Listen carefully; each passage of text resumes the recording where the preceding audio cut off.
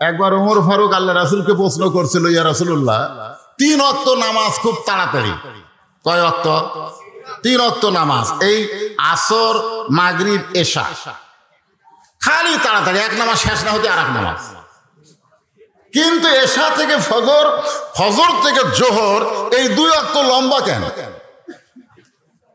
আল্লাহ রাসূল বললেন, ফজর থেকে জোহর লম্বা সময় দেওয়ার কারণ হলো মানুষ দুনিয়াতে চাকরি বাকরি করবে, খেতে খামারে কাজকাম করবে, ব্যবসা বাণিজ্য করবে, এইগুলো করতে গিয়ে মানুষের দেহের যে ক্ষয় হবে, ফজর এশা থেকে ফজর লম্বা সময় দেওয়ার কারণ হলো ওই সময়ে তারা ঘুম পাড়বে, ওই ক্ষয়গুলো আল্লাহ ঘুমের মধ্যে পুরা করে দিবে। এই জন্যে এশার পরে কোনো গাল গল্প চলবি না। আল্লাহ রাসূল বলেছেন, এশার নামাজের পরে তোমরা ঘুমায় যাও। এ কথা হাদিসে আছে না নাই? এশার নামাজের পরে তোমরা ঘুমায় যাও। আজকে না, আজকে আমরা ওয়াজ শুনবো। আজকে ঘুম পারলে হবে তাই? ইল্লা, আজকের দিনে আমরা ওয়াজ শুনবো। এখন যেই কথাটা বলতেছে একটু শোনেন। সর্বপ্রথম আল্লাহ তাআলা আদমকে জান্নাতে ঘুম দিলেন। ঘুমে আদম নবী যখন অচেতন, এমন সময় আল্লাহ ডাক্তার হয়ে করলেন অপারেশন। এই জন্য বাংলাদেশে মেজর অপারেশন, বড় অপারেশন করতে গেলে তাকে কি করা লাগে? অজ্ঞান করা লাগে না? হয় ঘুমের মধ্যে থোয়া লাগবে, নয় স্লো ইঞ্জেকশন দিয়ে তাকে অজ্ঞান করতে হবে। তা আদম নবী যখন ঘুমে অচেতন, ওই সময় আল্লাহ করলেন অপারেশন। বাম পাঁজরের বাঁকা হাড় দিয়ে আল্লাহ মা হাওয়াকে সৃষ্টি করলেন। সুবহানাল্লাহ বলেন। সৃষ্টি করলেন। সৃষ্টি করার সাথে সাথে আদম আলাইহিস সালামের চোখের ঘুম আল্লাহ কাড়া নিলেন, কারণ সবসময় তো ঘুমালে হবে না। ঘুম থেকে চেতন পাওয়ার পরেই ইফটিজিং শুরু হলো। ইফটিজিং। আজকে বাংলাদেশে সরকার ইফটিজিং এর বিরুদ্ধে লাগছে, জোরে কর কথা ঠিক কিনা? ইফটিজিং বর্তমান যুবকেরা করতেছে না, আদম নবী করছে। হাওয়াকে দেখার সাথে সাথে 2 হাত বাড়ায় দিচ্ছে। আল্লাহু আলিমুম বিজাতিস সুদূর। আল্লাহ আদমের অন্তরের দিকে তাকায় দেখে, আল্লাহর খেয়াল নাই, জান্নাতের খেয়াল নাই, ভিতরে একটাই জিকির হচ্ছে, এটা কি রে? সুন্দর নারী দেখলে পরে আমার দিল দেওয়ানা করে, ওলে ওলে ওলে। আদম নবী যখন আমাদের মা হাওয়ার দিকে 2খানা হাত বাড়ালেন, আল্লাহ বললেন, আদম ইফটিজিং করিস না, কারণ বিবাহের আগে হাত বাড়ানো হলো ইফটিজিং। বিবাহের আগে কোনো কিছু করার নাম কি? আমি আল্লাহ তোর সঙ্গে হাওয়ার বিয়ে দিলাম। আদম হাওয়ার যখন বিয়ে হলো, আল্লাহ ঘোষণা করলেন, ওয়ালা তাকরাবা হাযিহিশ শাজারা ফাতাকুনা মিনাজ জালিমিন। এতদিন কিন্তু আদম নবী জান্নাতে ছিল, আল্লাহ হুকুম করে নাই, কিন্তু যেই হাওয়াকে সৃষ্টি করা হলো তখনই ঘোষণা করলো, সব গাছের ফল ফলাদি খাও, কিন্তু ওই গাছের ধারে যায় না, ওই গাছের ধারে যায় না। আদম আলাইহিস সালাম বললেন, আমার ঠেকা পড়ছে, এত গাছ থাকতে ওই গাছে যাওয়া লাগবে কেন? কিন্তু আমাকে হাওয়া, মা হাওয়া কথা কয় না। আদম কয়, কেরে হাওয়া কথা কও না কেন? আপনিও যা হামিও তাই। তার মধ্যে মারিফত আছে না নাই? জোরে কান আছে না নাই? হ্যাঁ। তখন ইবলিস শয়তান, ইন্না শাইতানা লাকুম আদুউম মুবিন, ইবলিস শয়তান মুসে তাও দিল যে আদমকে তৈরি করে আল্লাহ ফেরেশতা দিয়ে সেজদা করায় আনিছে। জোরে কোন কথা ঠিক কি না? আদমের কাছে আমার যাওয়া খুব কঠিন। আমি যাব আদমের প্রয়োজনে, যাকে সৃষ্টি করছে সে হাওয়ার কাছে। এখন ইবলিস শয়তান এসে স্টার জলসা আর জি বাংলা চালু করে দিল। জোরে কোন কি চালু করলো? কথা কয় না। সর্বপ্রথম স্টার জলসার জি বাংলা চালু হয়েছে জান্নাতে রে। এটা আপনাদের ঘরে না। আপনি ঈশার নামাজ পড়ে বাড়িতে গেলেন, বাড়িতে যাওয়ার পরে আপনি মনে মনে চিন্তা করে ঢুকতেছেন যে আমি মসজিদের সামনে কাতারে ঈশার নামাজ পড়লাম, আমার বউ অবশ্যই নামাজ পড়ে যায়, নামাজে তাসবিহ তেলাওয়াত করতেছে না কোরআন শরীফ পড়তেছে। এই নিয়তে ভিতরে পা দিয়ে দেখেন আপনার ঘরের ভিতর থেকে হরি হরি হরি হরি লো লো লো লো করে বাদ্য আসতেছে। আমি মুসলমান, আমার করে বাধ্য কেন? ঘরে ঢুইকা দেখে বউ স্টার জলসা দেখতেছে, আর স্টার জলসা দেখার কারণে ভারতের নাটকে হিন্দুদের পূজা থাকবেই। জোরে কর কথা ঠিক কিনা? ওই পূজার বাধ্য মুসলমানের ঘরে বাঁচতেছে। তো এখন ইবলিস শয়তান স্টার জলসার মতন, জি বাংলার মতন নাটক চালু করলো চোখের পানি লিয়া। যে গাছের কাছে যাইতে নিষেধ করার কারণ হলো ওই গাছের ফল খাইলে জান্নাত থেকে বের হওয়া লাগবে না। তাছাড়া আল্লাহ তোমাদেরকে জান্নাত থেকে বের করে দিবে, কারণ আমি তার সাক্ষী।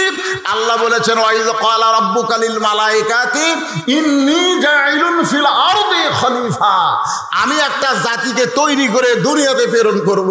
আল্লাহ আসলে তোমাদেরকে দুনিয়াতে পাঠাবে, খামাকা বেহেশতে রাখছে, কিছুদিন পরে এই বেহেশত থেকে দুনিয়াতে বের করে দিবে। তবে ওই গাছের ফল যদি খাও তাহলে আর বার হওয়া লাগবে না। এমন বেকায়দা। ওই স্টার জলসায় হিন্দু মেয়েরা শ্বশুর শাশুড়ি বেটার বউ মিল নাই। জোরে কোন কথা ঠিক কিনা? দেওরা ভাবি প্রেম প্রীতি। জোরে কোন কথা ঠিক কিনা? হ্যাঁ, ভাইয়া তোমার বর, আমি যে দেবর, বুঝে দেখো ভাবি কার বেশি দাবি। ভাইয়া গেছে মালয়েশিয়া, আমি এখন আছি। আজকে মুসলমানের ঘর নষ্ট করেছে এই ভারতের চ্যানেলগুলা। জোরে কথা কোন ঠিক কিনা? এখন ওই যে যা হওয়ার তাই হলো। দুনিয়াতে চলে আসলাম। আল্লাহ সূরা আসরের মধ্যে বলতেছেন, নিশ্চয় মানুষগুলো ক্ষতির ভিতরে, কিন্তু এই ক্ষতির মধ্যে আল্লাহ মানুষকে রাখবেন না। আল্লাহ ইল্লা দিয়ে ইস্তেসনা করলেন। আল্লাহ বললেন, ইল্লাল্লাযীনা আমানু ওয়া আমিলুস সালিহাতি ওয়া তাওয়াসাউ বিল হাক্কি ওয়া তাওয়াসাউ বিস সাবর। এখানে চারটা বিষয়। ধরে কোন কয়টা? এই বাবাজিরা খুব মনোযোগ দিয়ে শোনা লাগবে। কয় বিষয়? ইল্লা দিয়ে ইস্তেসনা করে আল্লাহ চারটা সাবজেক্ট আমাদেরকে বললেন, চারটা বিষয় বললেন। এই চারটা কাজ যার মধ্যে থাকবে সে ক্ষতির মধ্যে পড়বে না, বরং দুনিয়াতেই তার কষ্ট হবে। দুনিয়া থেকে বিদায় নেওয়ার সঙ্গে সঙ্গে আল্লাহ তাকে সব জান্নাতের মালিক বানায় দেবে। এখন বলেন, এই চারটা বিষয় আমাদের জানার দরকার আছে না নাই? এই পাগড়িওয়ালা হুজুর, এটা কে রে মাঝখানে রে? আর চেহারা দেখলেই দেখেন, চেহারার মধ্যে একটা মজা আছে না নাই? সুবহানাল্লাহ। এরা জীবনে খাড়া হয়ে পেশাব করে না। একে পেশাব করে দেখলেও সওয়াব। পেশাব করা দেখলে সওয়াব, মানে ওরা পেশাব করতেছে আর কেরে কাশিস কেরে নিংড়াচ্ছি হুজুর। যদি ললের মধ্যে আটকা থাকে এই জন্য নিংড়াচ্ছে, কাশতেছে। কাশার পরে পানি খরচ করছে, ওযু করতেছে। কেরে পাগড়িওয়ালা, এই টুপি ওযু করিস কেন? হুজুর আপনি জানেন না আমরা আল্লাহর কোরআন পড়ি। এই কোরআন শরীফ ধরতে গেলে ওযু ছাড়া, পবিত্র হওয়া ছাড়া ধরা যাবে না। এই ঘোষণা করেছেন আল্লাহ, লা ইয়ামাসসুহু ইল্লাল মুতাহহারুন। স্পর্শই করতে পারবা না যতক্ষণ তুমি পবিত্র না হবা। জোরে কার কথা ঠিক কিনা? বাংলাদেশের এখনো যে যুবকেরা কোরআন শরীফ স্পর্শ করেনি, এরা পবিত্র হতে পারেনি। মানুষকে পবিত্র করতে পারে আল্লাহর এই কোরআন। যার কারণে আল্লাহ বলেছেন, অনুনাজ্জিলু মিনাল কুরআনি মা হুয়া শিফাউ ওয়া রাহমাতুল লিল মুমিনিন।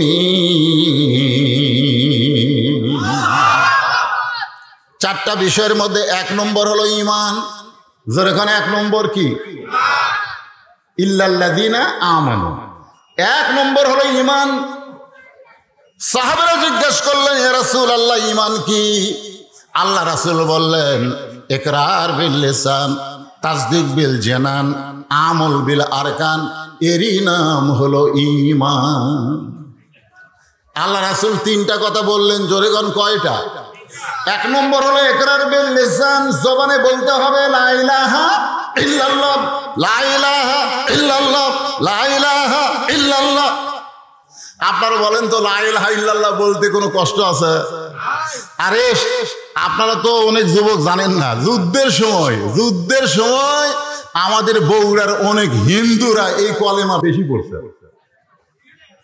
কারণ পাকিস্তানে আর্মি দেখলি ওরা কলমা পড়তো লা ইলাহা ইল্লাল্লাহ, লা ইলাহা ইল্লাল্লাহ। আর্মিরা বলতো বিলকুল ঠিক হয়। এক হিন্দু আমাকে বলছে, হুজুর আপনাকে কলমার দাম আছে। এই কলমা কয়া পাকিস্তানের আর্মির গুলি থেকে আল্লাহ আমাকে বাঁচাই দিছে। পাকিস্তানের আর্মির গুলি থেকে আমি বাঁচে গেছি। দেখেন, শুধু কলমা মুখে গাইয়া যদি আপনি পাকিস্তানের আর্মির গুলি থেকে বাঁচেন, এই কলেমাকে যদি তাসদিক বিল জেনান কলিজার মধ্যে জায়গা দিবার পারতেন, তাহলে জাহান্নামের আগুন থেকে আল্লাহ আপনাকে বাঁচাই দিত। কারণ মুখে কলেমা বলা খুবই সহজ, কিন্তু কলিজার মধ্যে কলেমার জায়গা দেওয়া খুব কঠিন। কলিজার মধ্যে কলেমার যখন জায়গা হবে, ইমানের জায়গা হবে, ওই মানুষটার কাছে জীবনের চাইতে, দুনিয়ার চাইতে ইমানের গুরুত্ব বেশি হবে। কিসের গুরুত্ব বেশি? দুনিয়ার চাইতে, জীবনের চাইতে ইমানের গুরুত্ব বেশি। এখন আপনারা বলেন তো, আপনাদের কাছে জীবনের দাম বেশি না ইমানের দাম বেশি? এরা কিন্তু অন্তর থেকে কয়া লাগবে। কয়েকদিন পর পরীক্ষা শুরু হবে। এখন ফিলিস্তিনে পরীক্ষা শুরু হচ্ছে, জোরে কোন কথা ঠিক না? হামাসের সৈন্যরা বলতেছে, কিসের জীবন রে? ইমান বাঁচাতে বাইতুল আকসাকে ওই ইহুদিদের কবরে দিব না। বিশ্বাস করেন হামাসেরা বিজয় হয়ে যাবে, জোরে কোন কথা ঠিক না?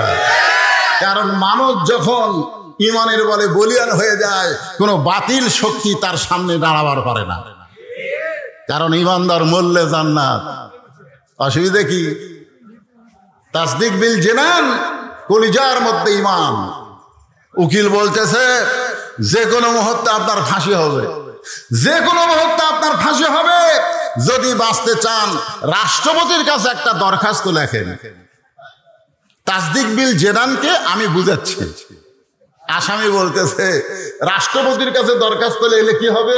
বলে রাষ্ট্রপতি যদি দয়া করে আপনাকে মাফ করে তাহলে আপনার ফাঁসি হবে না। আসামি বলতেছে যে রাষ্ট্রপতির কাছে তুমি দরখাস্ত লিখতে বলতেছো, এইরকম 3 জন রাষ্ট্রপতিকে আমি ক্ষমতা থাকা অবস্থায় মরা দেখছি। যার কাছে আমাকে দরখাস্ত লিখতে বলতেছো এরকম কয়জন? 3 জন রাষ্ট্রপতিকে আমি ক্ষমতার চেয়ারে থাকতে মরা দেখছি। একটা হলো বঙ্গবন্ধু শেখ মুজিবুর রহমান, একটা হলো জিয়াউর রহমান, একটা হলো জিল্লুর রহমান। যারা নিজেরাই বাঁচে না তাদের কাছে কোনো মুসলমান বাঁচার দরখাস্ত লিখবে না। ধরে কোন কথা ঠিক না? উকিল বলতেছে তাহলে আপনার ফাঁসি হবে।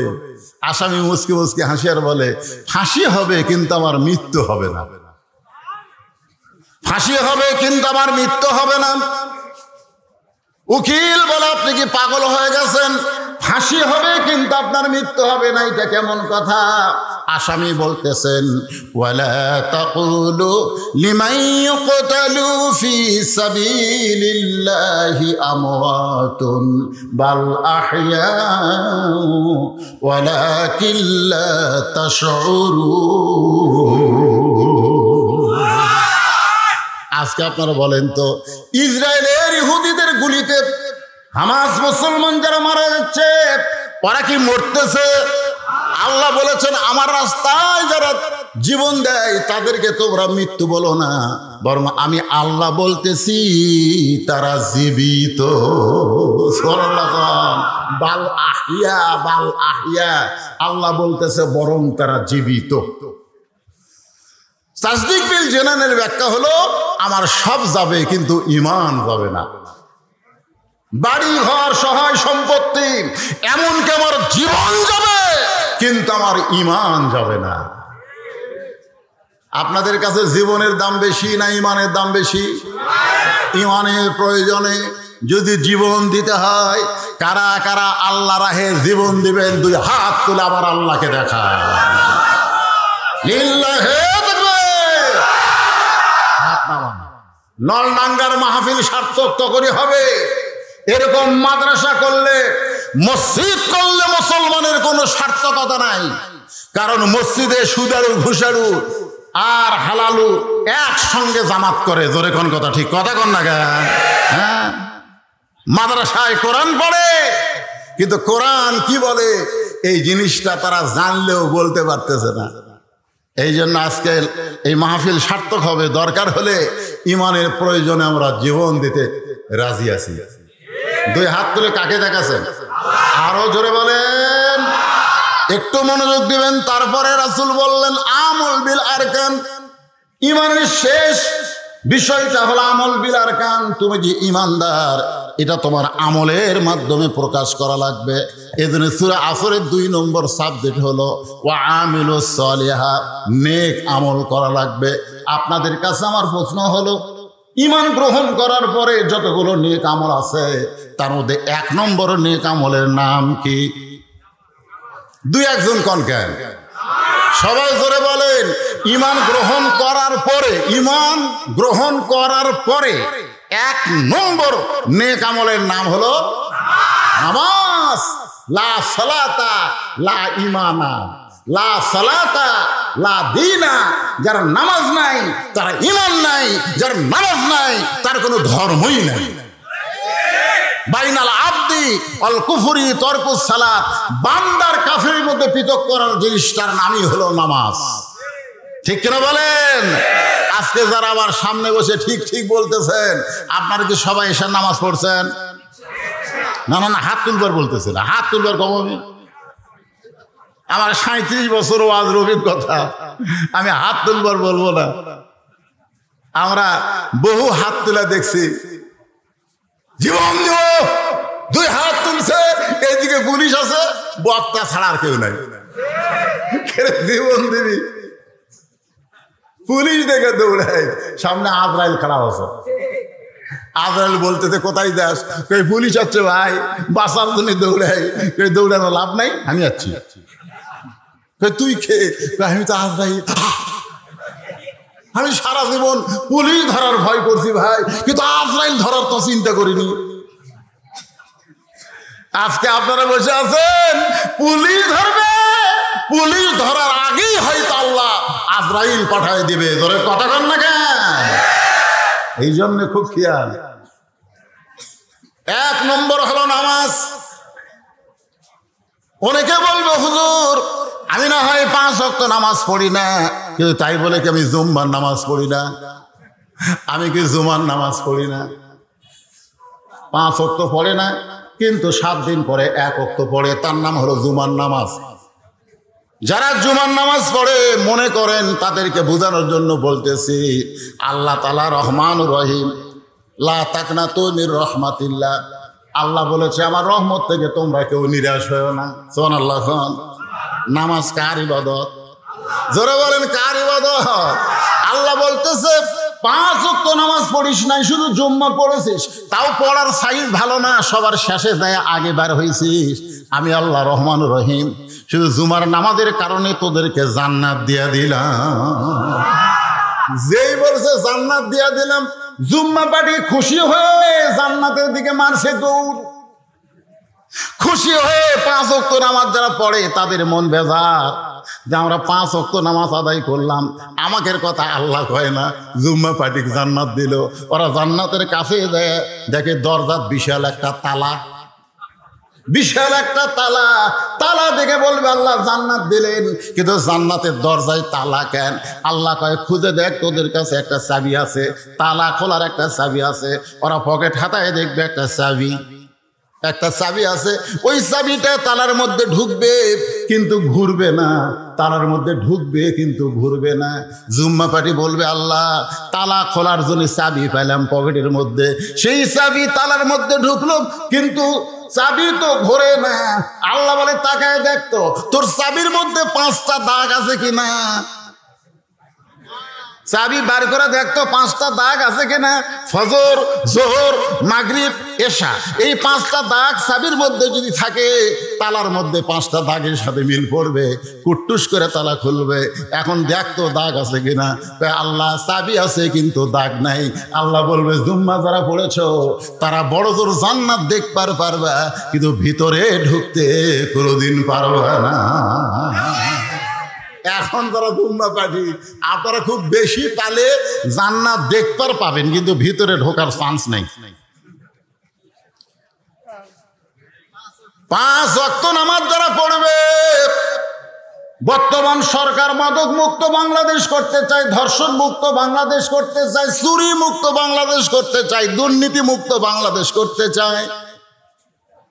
বহু আইন করেছে, কিন্তু সে আইন যা কিছুই হয় না।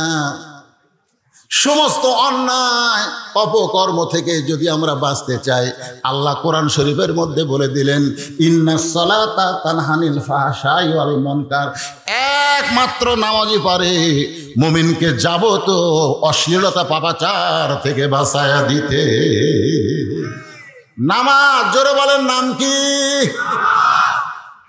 এই নামাজ সম্পর্কে বহু ওয়াজ আছে, আমি ওয়াজ করব। পুরুষের জন্য 1 নম্বর হলো নামাজ। আর পর্দার অন্তরালে বসে যারা ওয়াজ শুনতেছে, আমার মা বোনেরা, তাদের জন্য 1 নম্বর কিন্তু নামাজ না, মা বোনদের জন্য 1 নম্বর হলো পর্দা। জোরে কর নাম কি? কথা কয় না কেরে? ওটা বসা করেন কেন? 2-1 জন ওটা বসা করেন কেন? কি বৃষ্টি আছে? ও প্রকৃতি, আসলেই তাই। পেশাব, এই আরেকজন মুরব্বী উঠছে।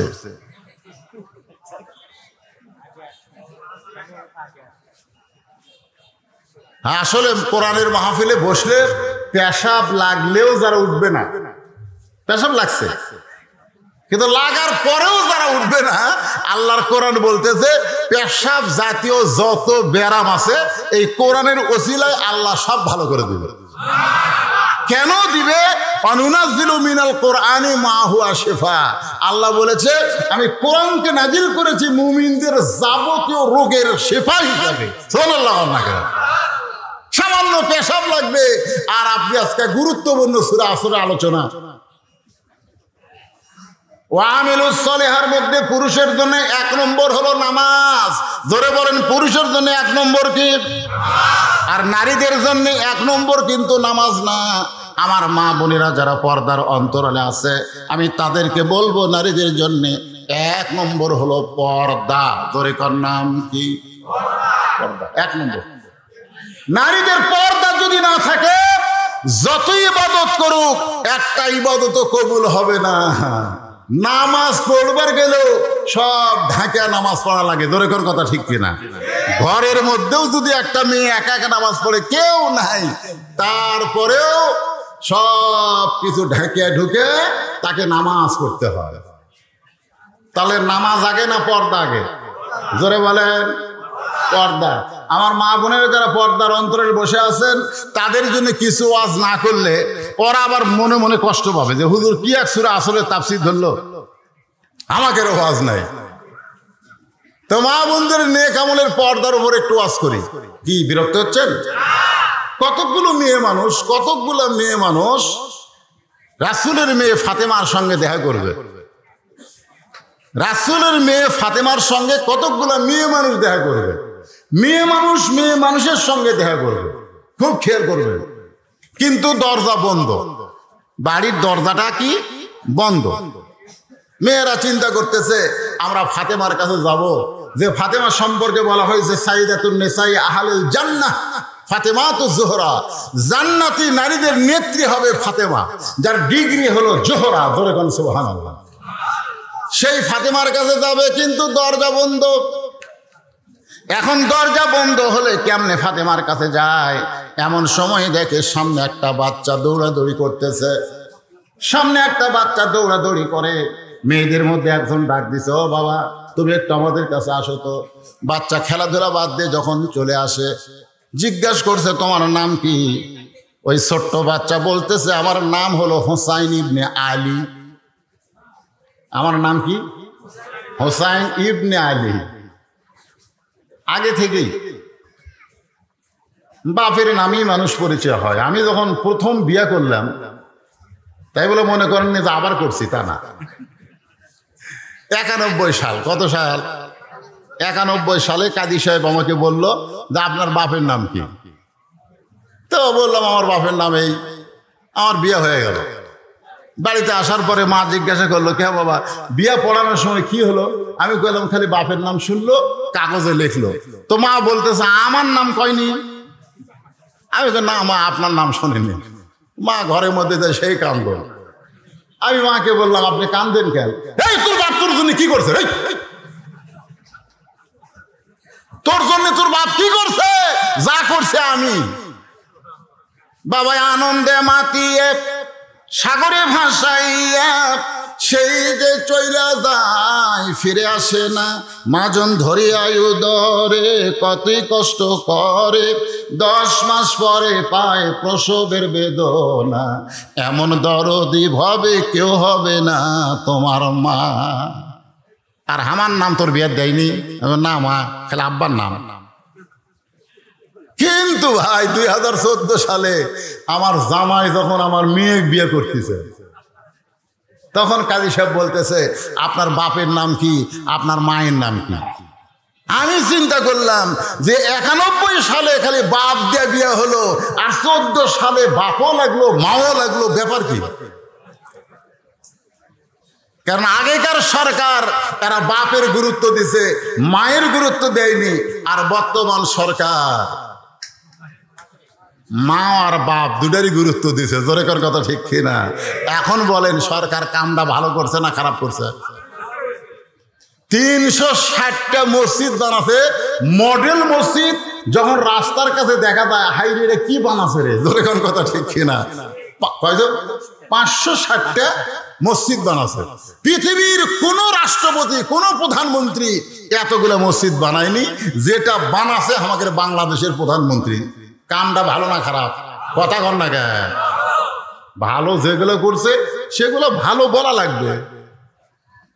দুই একটা খারাপের কথা বললেই এখন সাইড থেকে বলবি হুজুর যতই কোক রে ওই দলে।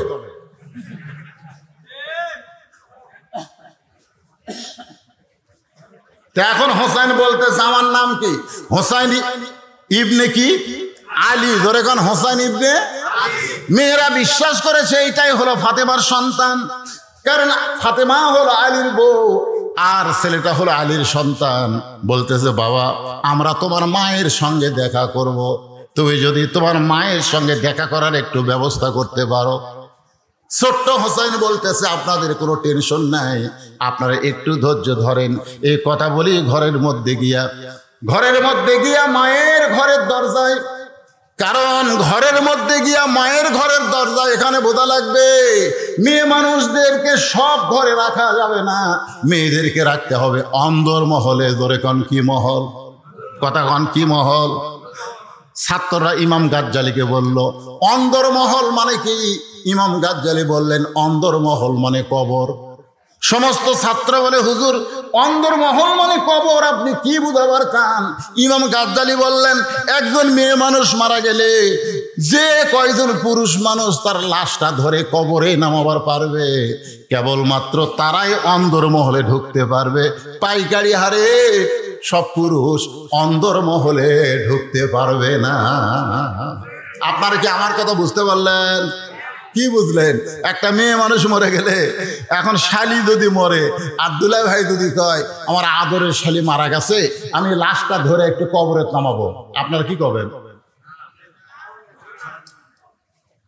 এই কথা কর না কেন? আপনারা ফতুয়া জানেন না? সমস্ত লোক একই কথা বলবো যে শালির লাশ দুলা ভাই স্পর্শ করা হারাম। শালির লাশ দুলা ভাই স্পর্শ করা হারাম। দুলা ভাই সাইডে মুসকে মুসকে হাসে। কে হাসিস কেন? R15 হুন্ডা কিনছে রে। আমি বসে থাকতাম দোপার মধ্যে আর আমার শালি বসতো উপরে উঁচে, হাইড্রোলিক ব্রেক ধরলে শালি আমার চাপা ধরছে। 500 টাকা নেওয়ার জন্য শালি আমার হাত এমন ভাবে চাপা ধরছে, দুলা ভাই টাকা না দিলে হাত ছাড়বো না। জেতা থাকতে যে শালিকে লাড়াছাড়া করলাম আর মরার পরে হাত দেওয়াই চলবি না। তখন সবাই বলতেছে এই দেশের নাম হলো বাংলাদেশ, এই দেশে জীবিত অবস্থায় মেয়েরা পর্দা না করলেও মরার পরে করে। তোর কোন কথা ঠিক কিনা? এই দেশের নাম কি? জীবিত অবস্থায় পর্দা না করলেও মরার পরে করে। এখন হোসাইন মা যে ঘরে অন্দর মহলে সেই ঘরের দরজায় ঘর টপকায়া মায়ের ঘরের দরজায় যে ঘরটা টপকায় গেছে ওই ঘরের মধ্যে হযরত আলী আল্লাহর কোরআন তেলাওয়াত করতেছে। ইন্নামাল মুমিনুনা আল্লাযীনা ইযা যুকিরাল্লাহু ওয়াজিলাত কুলুবুহুম ওয়া ইযা তুলিয়াত আলাইহিম আয়াতুহু যাদাতুহুম ঈমানাও ওয়া আলা রাব্বিহিম ইয়াতাওয়াক্কালুন। আপনারা বলেন তো সবচাইতে দামি জিকিরের নাম কি? এই সবচাইতে দামি জিকিরের নাম কি? আফজালুল জিকির তেলাওয়াতুল কোরআন। সবচাইতে দামি ইবাদত হযরত আলী করতেছে, কিন্তু এমন সময় হোসাইন যখন মায়ের ঘরের দরজায় কোরআন তেলাওয়াত বাদ দিয়ে বলতেছে, এই হোসাইন থাম থাম থাম, বেড়ায় খেলাধুলা করতেছিলি, ঘরের মধ্যে দৌড়ে সেই মায়ের ঘরের দরজা থাম। তার মানে বোঝা গেল আপনি যত বড় ইবাদতকারী হন না কেন, আপনার ছেলে মেয়েরা কি করতেছে আপনাকে খেয়াল করার দরকার আছে না নাই? ধরে কোন আছে না? হযরত আলী কি পড়তেছে? কোরআন পড়তে পড়তে ব্যাটারি থামায় দিছে। তার মানে আপনারা বুঝে নেবেন, আপনি যতই নামাজি হন, আপনি যতই হাজি হন, আপনার ছেলে কি করতেছে, আপনার মেয়ে কি করতেছে, এইটা বাবা হিসাবে, অভিভাবক হিসাবে আপনার দেখার দরকার আছে না নাই? ধরে কোন আছে না নাই? দেখেন তো আপনার ছেলে কি করতেছে।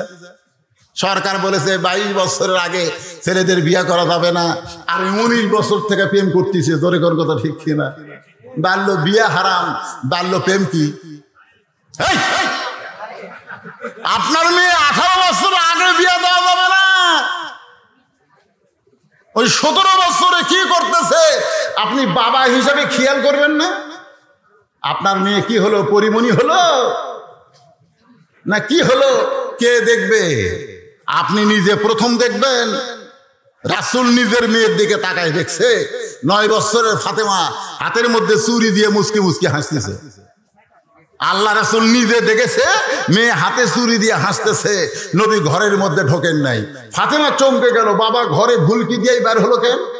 বার হয়ে দেখে বারান্দায় নবী কাঁদতেছে। ফাতেমা জিজ্ঞাসা করে, বাবা কান্দার কারণ কি? আল্লাহ রাসূল হিকমতের সাথে বললেন যে দুনিয়াতে সাজবে মা, আল্লাহ তার আখিরাতের সাজ কমায় দিবে। বাল তুসিরুনাল হায়াতাদ দুনিয়া ওয়াল আখিরাতু খায়রুন ওয়া আবকা। সঙ্গে সঙ্গে ফাতেমা হাতের চুড়ি খুলে ফেলে দিলেন। 2টা চুড়ি খুলে যখন ফেলে দিছে, নবী দৌড়ে গিয়া 2টা চুড়ি করে জামার পকেটের মধ্যে ঢুকাই দিলেন। ফাতেমা বললেন, বাবা যেই ছুরি হাতে দেওয়ার কারণে ঘরে না ঢুকে বারান্দায় কানলেন, সেই ছুরি ফেলে দিলাম, আপনি কুড়ে কেন পকেটে ঢুকাইলেন?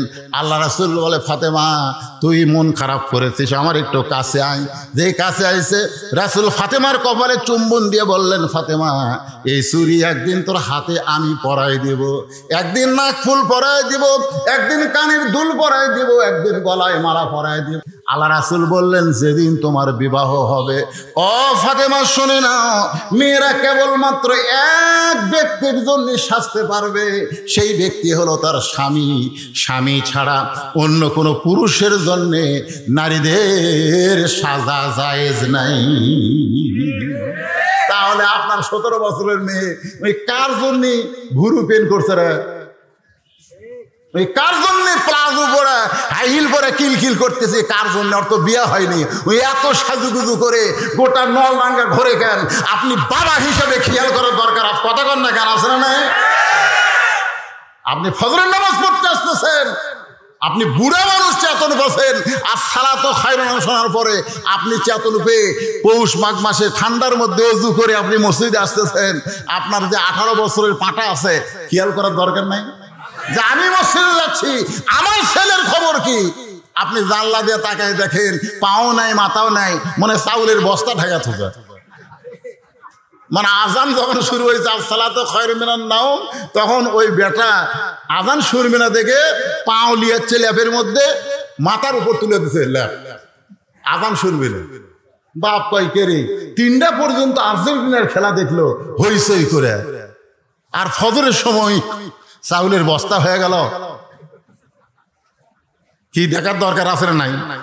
আস্তে করে দরজা করে বিড়াল যেমন ইন্দুর ধরে, চুপ চুপ করে এসে ল্যাপ দিছে টান, ল্যাপ টান দিয়ে বলতেছে, ছেলে লাভ দুটো বলতেছে বাবা বাবা আহা করতেছেন কেন? বলে আহা করার কারণ হলো ল্যাপের তলে তোর সাইজ আর সকালবেলা সাইড থেকে কুত্তের সাইজ একই সাইজ। 10 বছর থেকে জোর করে ঘাড় ধরে পিঠে নামাজ ধরাতে হবে ধরে কেনা 18 বছর। 3টে পর্যন্ত ওই ইহুদি খ্রিস্টানদের খেলা দেখিস আর আজান শোনার পর ল্যাপের মধ্যে ঢুকিস। ওঠ উজু কর উজু কর, তোকে ছাড়া হয় মসজিদে যাবো না। বেটা উজু করে সাথে করে মসজিদে নিয়ে নামাজ পড়তেছে। যখন জামাত কাতার সোজা হচ্ছে তখন বেটা বাপ ডাকে কুটি না পায়ের গোড়ালির সঙ্গে গোড়ালি মিল কর। শয়তান ফাঁক খাওয়া চলবি না, ফাঁকের মধ্যে শয়তান ঢুকবি। এখানে কাতার বাধ্য হয়ে বাপ বেটা নামাজ পড়তেছে। 2 কান্দের 2 ফেরেশতা বলতেছে আল্লাহ এই বাপ বেটার খবর কি? আল্লাহ বলতেছে বাপ বেটা দুটাই একসাথে জান্নাতি। জোরে করে সুবহানাল্লাহ। কারণ আমল করেছে কু আনফুসাকুম ওয়া আহলিকুম নার, জাহান্নামের আগুন থেকে বাঁচতে চাইলে বাবা তুমি একলা বাঁচো না, তোমার বেটা বেটি দিয়ে বাঁচা লাগবে। জোরে কোন কথা ঠিক কিনা? একটু মনোযোগ দিয়ে শুনবেন। হযরত আলী বললেন থাম, তোর বয়স কত? হুসাইন বলতেছে বাবা আমার বয়স কত আপনি ভালো জানেন। আলী বলতেছে আমি জানি বলি তো তোরে থামায় দিছি, কারণ তোর এমন বয়স বর্তমান চলতেছে, এই বয়সে যখন তখন মায়ের ঘরে ঢুকতে পারবি না। মায়ের ঘরে ঢুকতে গেলে মায়ের অনুমতি লাগবে। আপনারা ফতুয়াটা ভালো করে শুনতেছেন? ছেলে বড় হলে যখন তখন মায়ের ঘরে ঢোকা যাবে না। ঢোকার আগে বলা লাগবে আম্মু আসসালামু আলাইকুম। আসসালামু আলাইকুম মা, আমি একটু ভিতরে ঢুকতে চাই। মা বলবে 1 মিনিট দেরি কর, কাপড় চোপড় ঠিক নাই। জোরে কোন ঠিক কিনা? ছেলে বড় হলে মায়ের হুকুম নেওয়া লাগবে, তারপরে ঘরে ঢোকা লাগবে। আবার মেয়ে যখন বড় হবে বাবার হুকুম নেওয়া লাগবে। ইচ্ছা মতো মেয়ের ঘরে ঢোকা যাবে না, বলা লাগবে মা আমি একটু তোর ঘরে ঢুকতে চাই। আমার 3 মেয়ে, আমার তো আল্লাহ ছেলে দেয়নি। আমি 3টে মেয়েকে দোলনা ছোঁয়াইনি, কোরআন আমার সামনে দোলনা ছোঁয়াইনি। আমি 3 মেয়েকে আমার বুকের উপরে ঘুম পাড়াছি। 3 বছর করে আমি বুকের উপর ওদের ঘুম পাড়াইছি। আমি রাত্রেবেলা ওদেরকে বুকে নিয়ে ঘুম পাড়ছি। ওরা যেন বলতে না পারে যে আমার বাপের ছেলে নাই দেখে আমার বাপ মেয়েদেরকে পছন্দ করে না, এ কথা যেন বলবার না পারে। এই জন্য 3 মেয়েকে 3 বছর করে ওদের 3 বছর বয়স পর্যন্ত আমি বুকের উপর নিয়ে ঘুম পাড়ছি। এখন সেই মেয়েরা কোনো কিছু লাগলে আমাকে বলে না, আর মাও কয় মা আমাকে এটা লাগবে, আব্বু কও। তাহলে কই করে তোর কে টাকা পয়সা লাগবে, সরাসরি আমাকে বললে কি হয়? শরম লাগে। আমি কই আমারও শরম লাগে। সাল্লাল্লাহ সাল্লাল্লাহ। জোহরের নামাজের পরে রাসূল আইছে ফাতেমার কাছে, দরজায় সালাম দিলেন। ফাতেমা দরজার কাছে এসে ওয়ালাইকুম আসসালাম বলে কান্না শুরু করলেন। রাসূল বললেন মা তোর চেহারাটা দেখি চলে যাবো, একটু দরজা খোল। ফাতেমা বলতেছে বাবা এমন একটা পোশাক আমার পরনে আছে একমাত্র আমার স্বামী ছাড়া দরজা খোলা যাবে না, এমনকি হাসান হোসেন আসলেও দরজা খুলে দেব না। কারণ যে পোশাক আমার পরনে, এই পোশাক পরে বাপের সামনে সন্তানদের সামনে দাঁড়াতে আমার শরম লাগে। মেহেরবানি করে আপনি ফেরত যান। আসরের নামাজ পড়ার পরে আল্লাহর নবী এসে বললেন ফাতেমা আমি তোর মুখটা একটু দেখবার চাই, দরজা খোল। ফাতেমা বললেন বাবা আপনি কেন বারবার বিরক্ত করেন, আমার পরনে এমন কাপড় আমি আপনার জন্য দরজা খুলতে বড় শরম পাই। আল্লাহর নবী এক টানে গায়ের চাদর খুলে জানলার কাছে গিয়ে বললেন ফাতেমা এই চাদর পরে তুই আমার জন্য দরজা খুলে দে। নবীর গায়ের চাদর পরে ফাতেমা যখন দরজা খুলে দেয়, আল্লাহর নবী ফাতেমার মুখের দিকে তাকায় দেখে চোখের নিচে কালিমা পড়ে গেছে। রাসূল মুস্কি হাসিতে বললেন ফাতেমা বাবার চাদর গায়ে দিয়া চোখের নিচে সুরমা দেওয়াতে তোরে খুব ভালো লাগতেছে। ফাতেমা কান্দের বলে বাবা আমি সুরমা ব্যবহার করি না, কারণ আমার আমার সুরমা দেওয়ার কি দরকার? কয়েকদিন হলে না খাওয়ার কারণে আমার চোখের নিচে কালিমা পড়ে গেছে। আল্লাহ রাসূল ফাতেমার হাত ধরে বললেন, মা, দুনিয়ার বহু ধনী ধনী যুবক তোকে বিয়ে করবার চাইছিল, কিন্তু তাদের সঙ্গে আমি তোকে বিয়ে দিবার পারলাম না। এমন একটা গরিব আলীর সঙ্গে আল্লাহর হুকুমে বিয়ে দিলাম। তোর বড় কষ্ট মা, তোর বড় কষ্ট মা। 33 বার সুবহানাল্লাহ, 33 বার আলহামদুলিল্লাহ, আর 34 বার আল্লাহু আকবার আমল কর। দুনিয়ার কষ্ট হইলেও আল্লাহ তাআলা তোকে জান্নাতে শান্তি দিয়া দিবে। হযরত আলী বললেন, থাম হোসাইন, তোমার এখন বর্তমান যেই বয়স হয়েছে, এই বয়সে তুমি মায়ের দরজায় হঠাৎ। হোসাইন বলতেছে, বাবা, কতগুলো মেয়ে মানুষ দরজার দাঁড়িয়ে আছে, তারা আমার মায়ের সঙ্গে দেখা করবে, আমার মায়ের সঙ্গে দেখা করবে। আমার মা মেয়েদের সঙ্গে দেখা করবে কিনা সেইটা অনুমতি নেওয়ার জন্যে আমি দরজা খুলে মায়ের কাছে যাবার চাই। আলী বলতেছে, পাগলা রে, মেয়েরা দেখা করবে অনুমতি নিবি, কিন্তু তুই ঢোকার জন্য যে অনুমতি লাগবে, তুমি ঢুকতেও যে অনুমতি লাগবে, বরং দরকার নাই, আমার কাছে আসো। হোসেন যেই বাবার কাছে আইছে, হয়তো আলী এরকম দেখেন, আমার দিকে তাকায় দেখেন, এই কোরআন ধর ধর, কোরআন ধর। হোসেন বলতেছে, দেন দেন। আলী কয়, আলহামদুলিল্লাহ আলহামদুলিল্লাহ। 4 বছরের বাচ্চাকে বলতেছে কোরআন ধর, হোসেন বলতেছে দেন। তার মানে আলী বুঝতে পারলেন, আমার হাসান হুসাইন জন্মসূত্রে পবিত্র হয়ে জন্মেছে। জোরে কোন সুবহানাল্লাহ। আপনি কি আপনার 4 বছরের বাচ্চাকে এরকম কোরআন দিছেন? ধর, কোরআন ধরবি, ওই ধরছে একদম বাগডম ঘোলারম সাজে, ঢাক ঢোলক ঝাঁঝর বাজে। মা আমারে কয়, হুজুর ভালো করে দোয়া করেন তো। ওই বাথরুমে দেয়া খাড়া হয়ে পেশাব করে। আমি কই বসে কর, ওই বসে না, খাড়া হয়ে মারে। একটু দোয়া করেন তো হুজুর, ইদেন বসে থেকে পেশাব করে। তা আমি ওরে ডাক দিয়ে বললাম, দোয়া করার আগে কে রে, তুই কোন ক্লাসে পড়িস? ক্লাস 2 পড়ি। চাচা, তো 2 পড়িস, কেমনে পেশাব করা লাগে তোর স্যার শিখাইনি? খাড়া হয়ে পেশাব করিস কারে, বসে পেশাব করবি। তখন মুসকে মুসকে হাসার কাছে, চাচা কি দেখুন, প্রাইমারি পেশাবখানার যায় দেখি আমার স্যারই খাড়া হয়ে পেশাব করে। ওর স্যার খাড়া হয়ে পেশাব করে, আর সেই স্কুলে আপনার কলিজার টুকরা মাসুম বাচ্চাকে আপনি দিছেন, আর ওর শিক্ষা মিথ্যা দিয়ে শুরু, একদম বাগডম ঘোড়াডম সাজে, ঢাক ঢোলক ঝাঁঝর বাজে, বাঁচতে বাঁচতে চললো ঢুলি, ঢুলি গেল কমলা ফুলি, কমলা ফুলির টিয়াটা, সূর্য মামার বিয়াটা। তারপরের পৃষ্ঠায় আছে আই আই টিয়ে, নাই ভরা দিয়ে, না লে গেল বোয়াল মাছে, তাই না দেখা ভদন মাছে। এই কোরআন শরীফ ধরবি। আপনি বাবা হিসাবে আপনার সন্তানকে কি করবেন সেই সিদ্ধান্ত আপনাকে নেওয়া লাগবে, নচেত একটা সন্তান হাসরের ময়দান আপনাকে ছাড়বে না। আল্লাহ কোরআনে বলেছেন, ওয়াকালাল্লাযীনা কাফারু রাব্বানা আরিনাল্লাযাইনি আদাল্লানা মিনাল জিন্নি ওয়াল ইনসি নাজআলহুমা তাহতা আকদামিনা লিয়াকুনা মিনাল আসফালিন। প্রত্যেকটা বাচ্চারা বলবে, আল্লাহ আমি আলেম হবার চাইছিলাম, হাফেজ হবার চাইছিলাম, কিন্তু আমার বাবা হাফেজি মাদ্রাসা বাদ দিয়ে প্রাইমারি ভর্তি করে দিয়ে আমাকে শয়তান বানাছে, এখানে আমার কোনো দোষ নাই।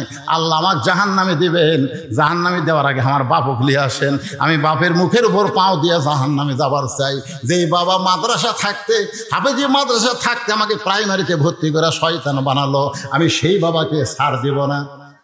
আল্লাহর বান্দারা, আপনি প্রাইমারি কেন, হাই স্কুল কেন, ইঞ্জিনিয়ার কেন, ব্যারিস্টার কেন, সবই পড়েন, কিন্তু আপনার মাসুম বাচ্চাকে, বেগুনা বাচ্চাকে আপনি একদম বাগডুম না দিয়ে আল্লাহর কোরআন হাতে তুলে দেওয়ার চেষ্টা করে।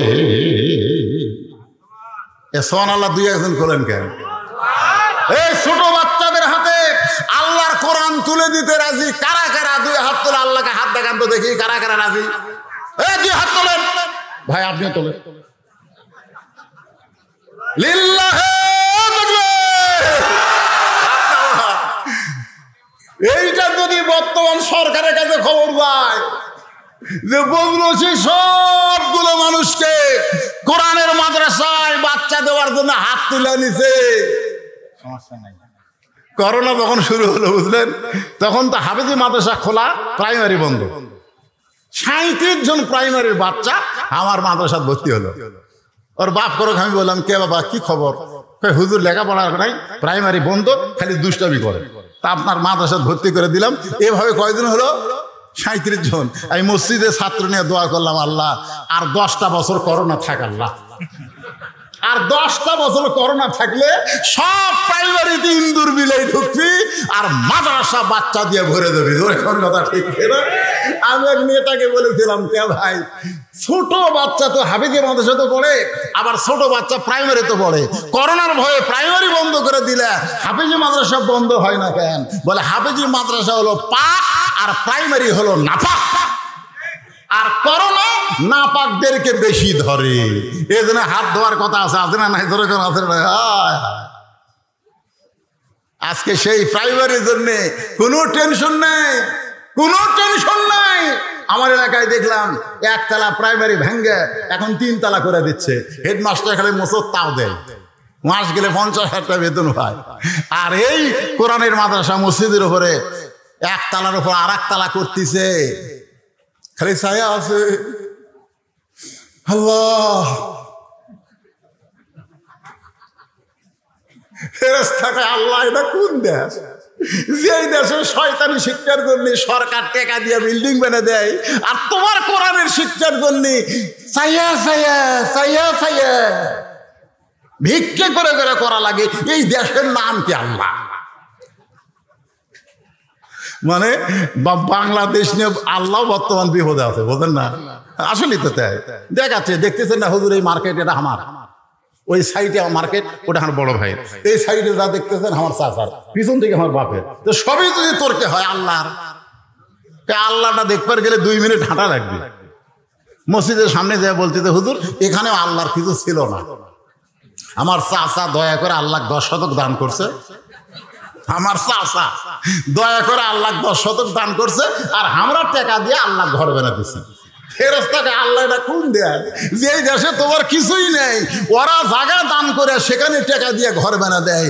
আল্লাহ কয় ওই দেশের নামই বাংলাদেশ রে, ওই দেশে আমি আল্লাহর চাইতে গরিব কেউ নাই, আমি আল্লাহর কোরআনের চাইতে গরিব শিক্ষার একটাও নাই। তোর এখন কথা কন না, কথা কন না।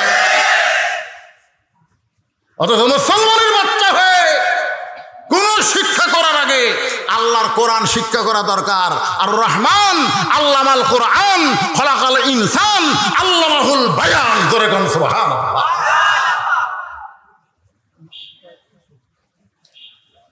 ভাই কিছু আপনাকে সমস্যা আছে? কিছু সমস্যা?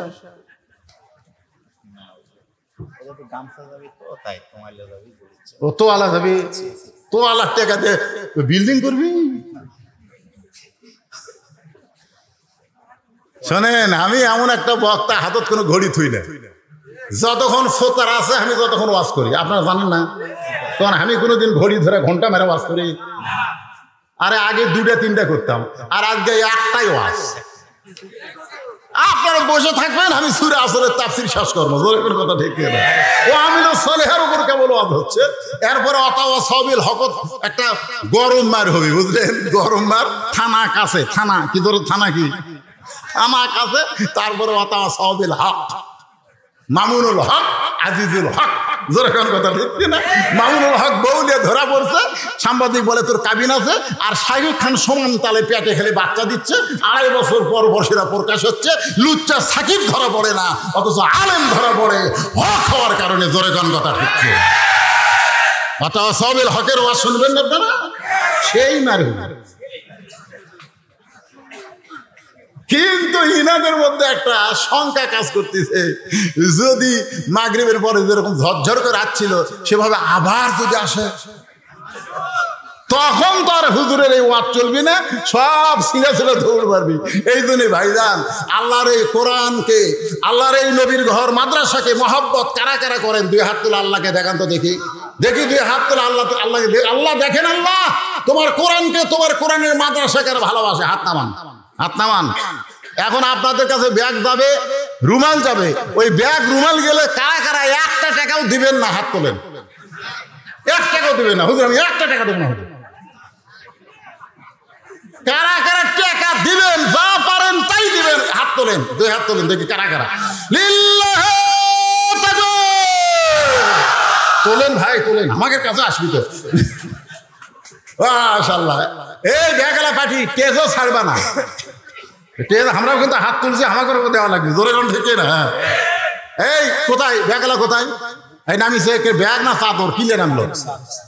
হ্যাঁ, এই ব্যাগ আর চাদরের মধ্যে দিতে গেলে হয়তো 2 মিনিট টাইম লাগবে। এই 2 মিনিট সময় মাদ্রাসার ছাত্র কয়জন হুজুর? সর্বোচ্চ মাদ্রাসার ছাত্র কত? কয়জন ছাত্র? কত হয় না? এই 43 বুঝি না, আমরা 50টা ধরলাম। এই 50 জন মাদ্রাসার ছাত্রকে 50টা কোরআন শরীফ দেওয়া লাগবে। একটা কোরআন শরীফ মাত্র 500 টাকা দাম। আপনি 500 টাকা দিবেন, এদের হাতে একটা কোরআন দেওয়ার সওয়াব আল্লাহ আপনার বাপ মার কবরে দিবে, আপনার আমল নামায় দিয়ে দিবে। যাদের বাপ মা কবরে গেছে, কোরআন শরীফ বাবদ 500 টাকা দেন, একটা কোরআন দানের সওয়াব পাবেন। কোন আল্লাহর পাগল সর্বপ্রথম এই মাদ্রাসার বাচ্চাদের হাতে একটা কোরআন শরীফ বাবদ 500 টাকা দান করবে? আপনারা গামছা দেন। কে ওদের হাত তুলছে? আসেন বাবা, আসেন আসেন আসেন আসেন, দৌড় আসেন। আমি মাত্র 50 জন কাছে, 50টা হাজার হাজার লোকের মধ্যে 50 জন পাগলকে আমি বলতেছি, টাকা পয়সা কিছু না বাজান, টাকা পয়সা কিছু না, যে কোনো সময় মৃত্যু হবে। আজকের এই দানটা আপনার জান্নাতের ব্যাংকে আল্লাহ অ্যাকাউন্ট খুলে দেবে। আল্লাহ সর্বপ্রথম তোমার একজন বান্দা কোরআন শরীফ বাবদ 500 টাকা দান করেছে, আল্লাহ কবুল করেন। আরো 2টা কোরআন বাবদ 500, 3টা হয়ে গেল, আর একটা 500 পাওয়া গেল, 4টা হয়ে গেল, 4টা হয়ে গেছে। মাত্র 50টা কোরআন চাইছি, মাশাআল্লাহ। আর একজন আল্লাহর বান্দা 500 দিল, 5টা হয়ে গেল। আর একজন আল্লাহর বান্দা 500 দিল, 6টা হয়ে গেল। আর একজন একটা দিল, 7টা হয়ে গেল, 7টা হয়ে গেছে। আল্লাহ আর একজন আল্লাহর বান্দা 2টা কোরআন বাবদ 1000 টাকা দিছে। আর একজন 500 টাকা কোরআন বাবদ। ছোট্ট একটা বাচ্চা তেল হাতে বাইরে, তারপরে কোরআন বাবদ 500 টাকা দান করে দিল, আল্লাহ কবুল করেন। আফসার নওদাভরা 5000 টাকা দান করেছে, আল্লাহ তার দানকে কবুল করেন। কোরআন শরীফের টাকা বাকি চলবে না, কোরআন লগত। আল্লাহ আর একজন কোরআন বাবদ 500 টাকা দান করছে, আল্লাহ কবুল করেন। আর একজন কোরআন শরীফ বাবদ 500 টাকা। কেউ যাবি না, কেউ যাবি, যে ওয়াজ আছে না শুনে যাবি তো, ও টেনশন করেন না। আর একজন কোরআন শরীফ বাবদ 500 টাকা দেখেন তো ভাই, কয় কোরআন হলো? 50টার বেশি আমি নেবো না। এরা যতই দেখ 50টার বেশি কোরআন নেওয়া যাবে না। আরেকজন কোরআন বাবদ 500 টাকা দান করেছে, আল্লাহ কবুল করেন। আরেকজন কোরআন শরীফ বাবদ 500 টাকা দান করছে, আল্লাহ কবুল করেন। ভাইজান, আপনাদের অনুরোধ করে একজনও যাবেন না। কোথায় যাবেন? কোথায় যাবেন? আপনি প্রতি হাত কদমে কদমে কবরের দিকে যাচ্ছেন, কবর মাহফিল ছাড়ে যাচ্ছেন, মৃত্যুর দিকে হাঁটতেছেন, লড়েন চড়েন না, যাবেন কেন? আল্লাহর একজন কোরআন বাবদ 500 টাকা, আর একজন কোরআন বাবদ 500 টাকা, আর একজন কোরআন বাবদ 500 টাকা, আর একজন 2টা কোরআন বাবদ 1100 টাকা দান করছে, আল্লাহ কবুল করেন। আর একজন কোরআন বাবদ 500 টাকা, আর একজন কোরআন বাবদ 500 টাকা। আল্লাহর একজন বান্দা 5000 নগদ, জোরে কোন মারহাবা। আল্লাহ তোমার বান্দা, এরা কিন্তু কোরআন বাবদ না, এরা দান। মহসিন আলী 5000 টাকা, 3 নম্বর ওয়ার্ড, কি 3 নম্বর ওয়ার্ড কাউন্সিলর 5000 টাকা দান করছে। আল্লাহ কাউন্সিলর কে একটাই আছে, কে আর নাই। 5000 টাকা লগদে করছে দান। এটা দান, দান ভিন্ন করেন। আর কোরআন শরীফ কয়টা হলো? লিল্লাহি তাকবীর। 50 জনের মধ্যে 21 জন হয়ে গেছে। 22 নম্বরে কোন আল্লাহর পাগল 500 টাকা দেবেন, একটা কোরআন দানের সব পাবেন। আমার মা বোনেরা, মা বোনদের কাছে যাবেন, এই মা বোনদের কাছে যাবেন, বাচ্চারা মা বোনদের কাছে যাবেন, ওরা বেশি দান করবে। কোরআন যাবে না, যাবে না, একটু মাথা খারাপ করতেছে। আরে আমার 37 বছর ওয়াজের বয়সে পাগলারা এই বোঝে না, মাথা খারাপ করে দিবি না। একটু মাথা খাড়া করে বেড়ে টেরে ঘুরে আবার বসবি। আপনার কি মনে করতেছেন ওয়াজ না শুনে যাবি? এরা উঠে যাওয়া দেখে মনে করতেছে মাহফিল শেষ হয়ে গেল। আদায়ও করবার কয়, চাদরও দিবার কয়, টাকাও তুলবার কয়, বিল্ডিং আবার করবার চায়, আবার লোকও উঠে যায়। সব দিকে তাকালে হবে। এখন টেবিলের দিকে তাকায় দেখো তো কামটা কি হচ্ছে। লিল্লাহি তাকবীর। দেখেন টাকা ভরে গেল কোরআন শরীফ বাবদ, এটা দান, তো দানও এদিকে আসতেছে। আল্লাহ কোরআন বাবদ 500, কোরআন বাবদ 500, কোরআন বাবদ 500, কোরআন বাবদ 500, কি হারে দান করতেছে আল্লাহ। তোমার পাগলেরা 25 জন 50 জনের মধ্যে 25টা কোরআন বাবদ 500 করে টাকা পাওয়া গেছে। আল্লাহ আর মাত্র 25 জন আল্লাহর বান্দা। এই তোমরা বসো তো, বসো তো, বসো বসো। এই যারা দাঁড়ায় আছেন, এই সুযোগে যারা দাঁড়ায় আছেন তাদের আপনারা বসেন, একটু জিকির করেন লা ইলাহা ইল্লাল্লাহ, লা ইলাহা ইল্লাল্লাহ, জোরে লা। এর মধ্যে ওর বেলুনকে ছাড়লো রে, এটা কি রে? লা ইলাহা। যারা পিছনে দাঁড়ায় আছেন আপনারা বসেন, এখনই ওয়াজ শুরু হবে, আর আদায় নাই। বসেন, সবাই বসেন, আল্লাহর রাস্তে বসেন। আল্লাহর রাস্তে যখন বসতে বলা হয় তখন আর দাঁড়া থাকা ঠিক না। যারা বাইরে গেলেন ভিতরে চলে আসেন। লা ইলাহা ইল্লাল্লাহ, লা ইলাহা ইল্লাল্লাহ, লা ইলাহা ইল্লাল্লাহ মুহাম্মাদুর রাসূলুল্লাহ। সকলে বলি সাল্লাল্লাহু আলাইহি ওয়াসাল্লাম। হযরত আলী হোসেনের হাতে কোরআন দিছে, জোরে কোন কি দিছে? যে বলছে ধর, কি বলছে? কি ধর? হোসেন কি বলতেছে? না না না না না, আমার শরীর নাপাক, আমি পেশাব করে পানি লইনি আব্বা, আমি খাড়া হয়ে পেশাব করছি না, এগুলো একটাও কথা বলে নাই। যেই বলছে ধর, সঙ্গে সঙ্গে হোসেন বলতেছে দেন। হযরত আলী ছেলের হাতে কোরআন শরীফ দিছে, সুবহানাল্লাহ খান। ছেলের হাতে কোরআন শরীফ দিছে। আমিও বলেছি আপনারা সন্তান হাতে কোরআন দেবেন। যারা বিয়ে করেননি তারাও পর্যন্ত হাত তুলেছেন, জোরে কোনো কথা ঠিক কিনা? আমিও হাত তুলছি। আমার তো কোনো ছেলেই নাই, আমার 3টা মেয়ে, 2টার বিয়ে হয়ে গেছে, আর 3 নম্বর ছোটটা বর্তমান তানজিমুল উম্মাহ হাফেজি মাদ্রাসায় কোরআন হেফজ করতেছে। আমার ছেলে নাই, কিন্তু আমি মেয়ে দিয়া সেই হক আদায় করতেছি, জোরে কোন সুবহানাল্লাহ। আল্লাহর বান্দারা একটু শোনেন, আলী হোসেন হাতে কোরআন শরীফ দিয়া এবার অন্দর মহলে ফাতেমার ঘরের দরজায়, ফাতেমার ঘরের দরজা খুলেছে। আপনারা বলেন তো, বাবা মেয়ের ঘরে ঢুকতে গেলে অনুমতি লাগবে, ছেলে মায়ের ঘরে ঢুকতে অনুমতি লাগবে, কিন্তু স্বামী যদি বইয়ের ঘরে ঢোকে, আপনার বলেন তো কোনো অনুমতি লাগবে? এ কথা কোনো অনুমতি লাগবে? আমি তোমার স্বামী ঘরে ঢুকবার চাই, অনুমতি দাও। বউ কবি আর কি মারতিছে, তুমি ঘরের মধ্যে ঢুকবে। হুন্না লিবাসুল্লাকুম ওয়া আনতুম লিবাসুল্লাহুন্না। আল্লাহ কোরআনে বলেছেন স্বামী হলো বিবির পোশাক, বিবি হলো স্বামীর পোশাক। দরকার হলে এক কম্বলের তলে 2 জন থাকবে, কোনো সমস্যা আছে? হযরত আলী সালাম দিয়া ঘরের দরজা খুলছে। নিজে যেই মাত্র দরজা খুলেছে, আমার মা বোনের যারা পর্দায় আছেন একটু মনোযোগ দিয়ে শোনেন।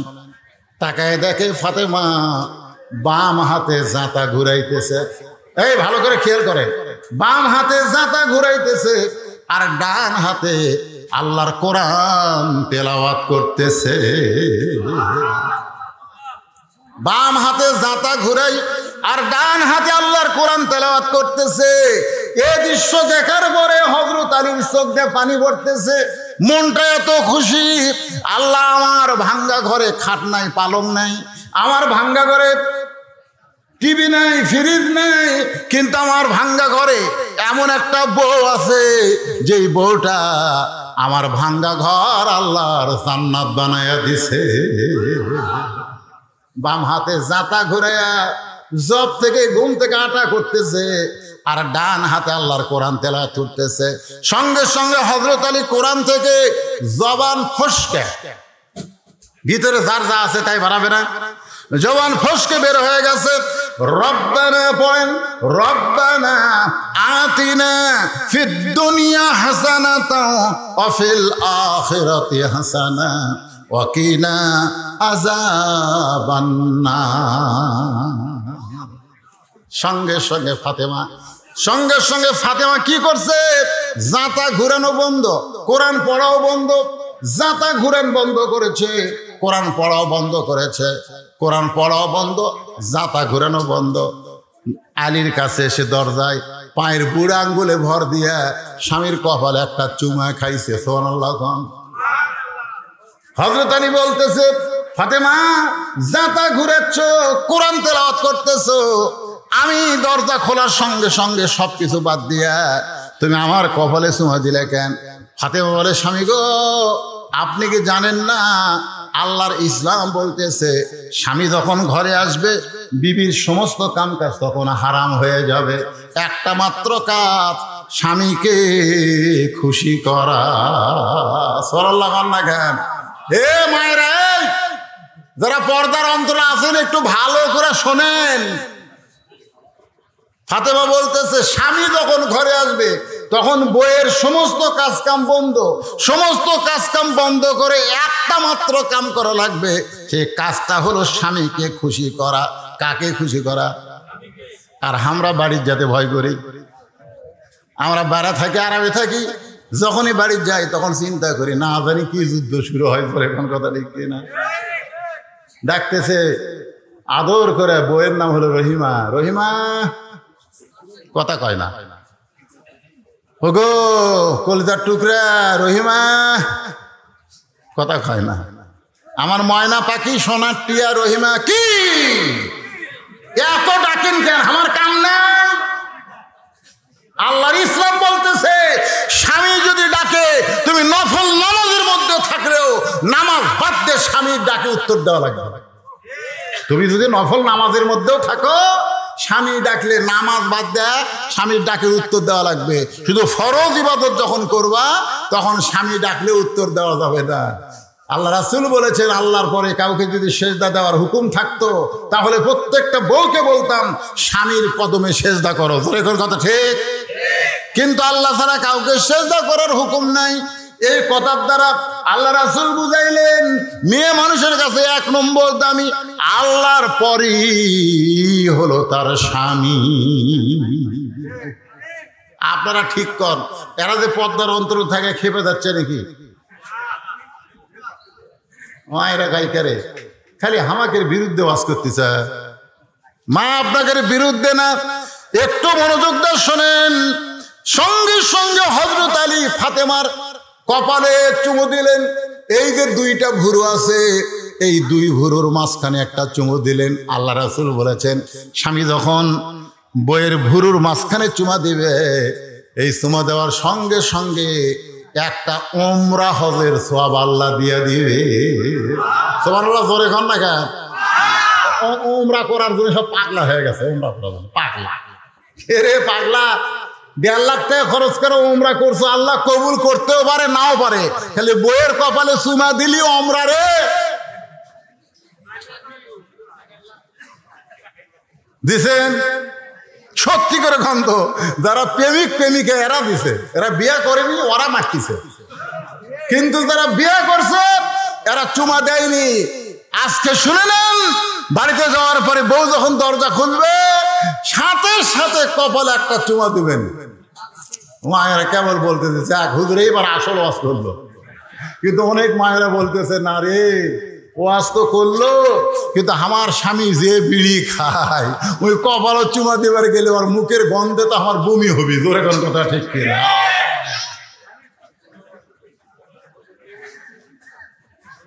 এই জন্য আমি আপনাদের বলবো, যারা বিড়ি খান, সিগারেট খান, বউকে আদর করতে গেলে আগে বড়ই পাতা চাবাবেন। জোরে কোন কিসের পাতা? বড়ই পাতার গরম জলে জাহিলিয়াতিল উলা। আল্লাহু আকবার। আপনারা কোরআন শরীফ তেলাওয়াত শুনলে আল্লাহু আকবার করেন না কেন? আল্লাহু আকবার। আসেন মূল আলোচনায়। ফাতেমা বলতেছে, স্বামী গো, আপনি কোরআন তেলাওয়াত করা বাদ দিয়ে হঠাৎ ঘরের মধ্যে ঢুকলেন, কারণ কি?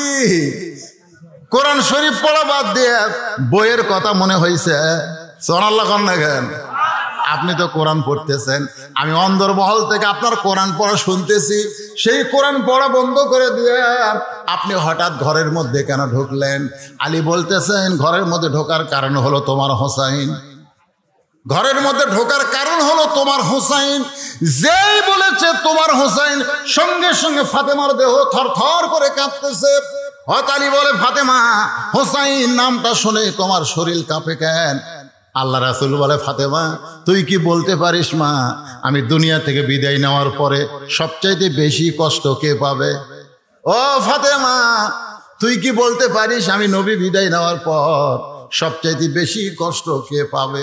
ফাতেমা বলতেছে, বাবা আপনি বিদায় নেওয়ার কারণে সবচাইতে কষ্ট আমি বেশি পাবো। আল্লাহ রাসূল বললেন, ফাতেমা তুই বেশি কষ্ট পাবি, শুধু তুই না, আমার সমস্ত উম্মত সাহাবী মিলে যে কষ্ট পাবে তার চাইতে বেশি কষ্ট পাবে আমার হাসান হোসাইন। রাসূল বললেন, ফাতেমা আমি দুনিয়া থেকে বিদায় নেওয়ার কিছুদিন পরেই তো তুই দুনিয়া থেকে চলে যাবি মা, তুই হাসানকে নিয়ে কোনো টেনশন করিস না। হাসান হলো অবিকল, আমি নবীর মতো। এখন সুবহানাল্লাহ, হাসান হলো অবিকল আল্লাহ নবীর মতো। এত ধৈর্য আল্লাহ হাসানকে দিয়েছে। নবী বললেন, হোসেন একটু জেদি, এই হোসেনকে একটু সামলাবি। যে আলী বলেছেন হোসাইন, সঙ্গে সঙ্গে ফাতেমা কাঁপতেছে। হোসেন এমন কি অপরাধ করলো? বলে কোন অপরাধ করে নাই, কতগুলো মেয়ে মানুষ দরজার দাঁড়িয়ে আছে, ওই মেয়ে মানুষগুলো তোমার সঙ্গে দেখা করবার চাই। হোসাইন দৌড়ে এসে দরজা খোলে, তোমার কাছ থেকে দরজা খোলার অনুমতি নিবে, কিন্তু আমি হোসাইনকে আটকায় দিয়ে, হোসেনের হাতে কোরআন শরীফ দিয়ে এখন আমি নিজে তোমার ঘরের মধ্যে ঢুকেছি। ফাতেমা আল্লাহর শুকরিয়া আদায় করে বলতেছে, ওই বাবা মাই হলো সবচাইতে বড় ভাগ্যবান, যার মাসুম বাচ্চার হাতে থাকবে আল্লাহর কোরআন। দেখেন না, সুবহানাল্লাহ। ফাতেমা বলতেছে, ওই বাবা মা হলো সবচাইতে বড় ভাগ্যবান, যার মাসুম বাচ্চার হাতে থাকবে আল্লাহর কোরআন। আলী বলতেছে, ফাতেমা দরজার মেয়েরা তোমার সঙ্গে দেখা করবে, মেয়েরা তোমার সঙ্গে দেখা করবে, এখন তুমি অনুমতি দাও। দরজা কি আমি খুলে আর অনুমতি হুকুম দিব নাকি? মেয়েরা তোমার সঙ্গে দেখা করবে, তুমি কি দরজা খুলে তার সঙ্গে দেখা করবা? ফাতেমা মুচকি মুচকি হাসের বলে, স্বামী গো, মেয়েদের সঙ্গে দেখা করতে আমার কোনো আপত্তি নাই, কিন্তু আপনাকে কষ্ট করে পর্দার ব্যবস্থা করা লাগবে।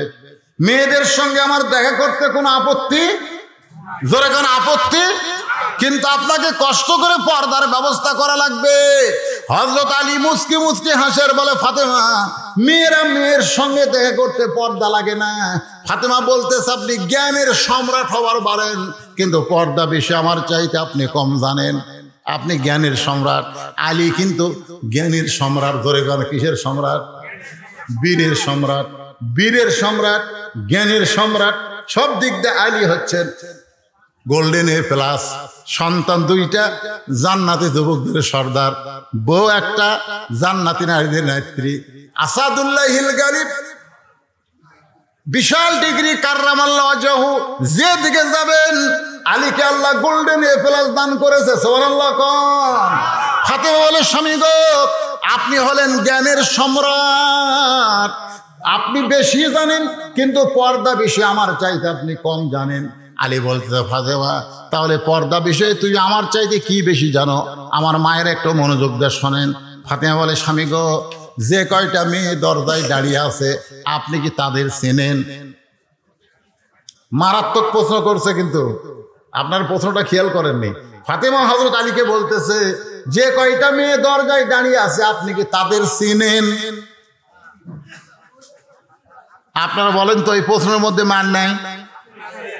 আমি ধরা গেছি একদিন, আমার বউকে বলতেছে, আমার চাচাতো ভাই বিয়ে করছে, আমার চাচাতো ভাই, আপন চাচার ছেলে, চাচাতো ভাই বিয়ে করছে, বউটা খুব সুন্দরী। আর বউকে বলতেছি, বউটা ভালোই সুন্দরী। আমার বউ বলতেছে, আপনি কবে থেকে লুচ্চা হলেন? আমি কইলাম, এখানে লুচ্চার কি? বলে, একজন আলেম মানুষ, আপনার চাচাতো ভাইয়ের বউ সুন্দরী, আপনি দেখলেন কেমনে? আল্লাহ কোরআনে বলেছে, কুল্লিল মুমিনিনা ইয়াগুদ্দু মিন আবসারিহিম, যারা মুমিন হবে তাদের নজর নিচের দিকে থাকবে। আপনি নিজের বউ দেখা বাদ দিয়ে ভাইয়ের বউ দেখেন কেন? মারাত্মক কথা না? তো এখন ফাতেমা বলতেছে, যে কয়টা মেয়ে দরজায় দাঁড়িয়ে আছে আপনি কি তাদের জানেন?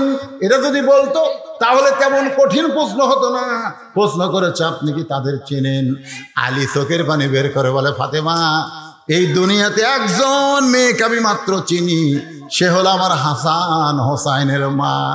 ফাতেমা বলে, তাহলে যে কয়টা মেয়ে আমার সঙ্গে দেখা করবে তাদের মধ্যে একজন যদি বেপরদা নারী থাকে মনে করেন সব মেয়েরা, যে কটা মেয়ে আছে দরজা, ফাতেমার সাথে দেখা করে সবাই পর্দা নিশি, কিন্তু একটা যদি বেপর্দা থাকে, কয়টা? বেপর্দা নারী যারা শয়তানের যানবাহন তারা।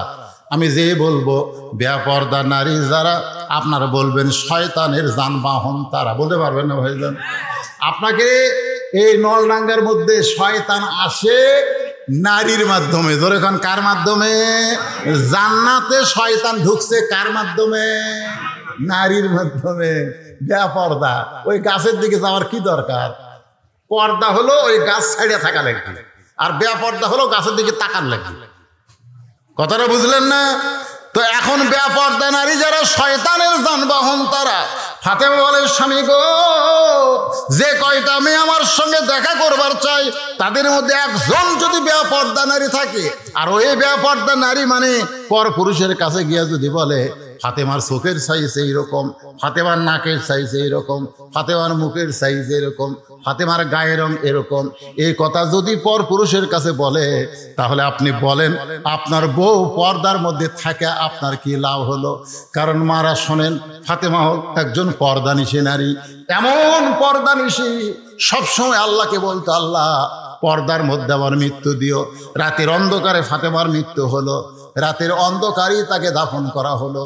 হযরত আলী দাফন করার পরে আল্লাহকে বলতেছে, আল্লাহ দুনিয়ার জীবনে কিছুই করতে পারি নাই, তোমার নবীর কলিজার টুকরা ফাতেমাকে আমি তেমন সুখ শান্তি দিবার পারি নাই, আল্লাহ ফাতেমারে কবুল করো।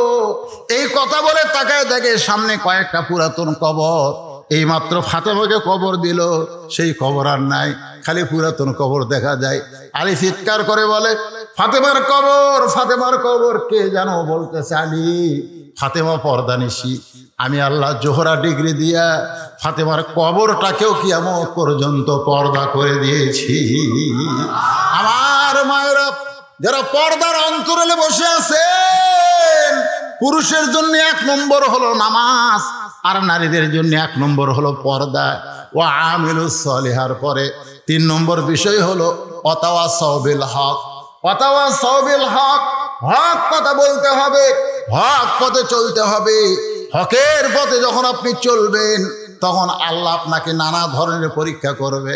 আল্লাহ বলেছেন, ওয়ালা নাবলুওয়ান্নাকুম বিশাইয়্যিম মিনাল খাউফি ওয়াল জুই ওয়া নাকসিম মিনাল আমওয়ালি ওয়াল আনফুসি ওয়াস সামারাতি ওয়া বাশশিরিস সাবিরিন।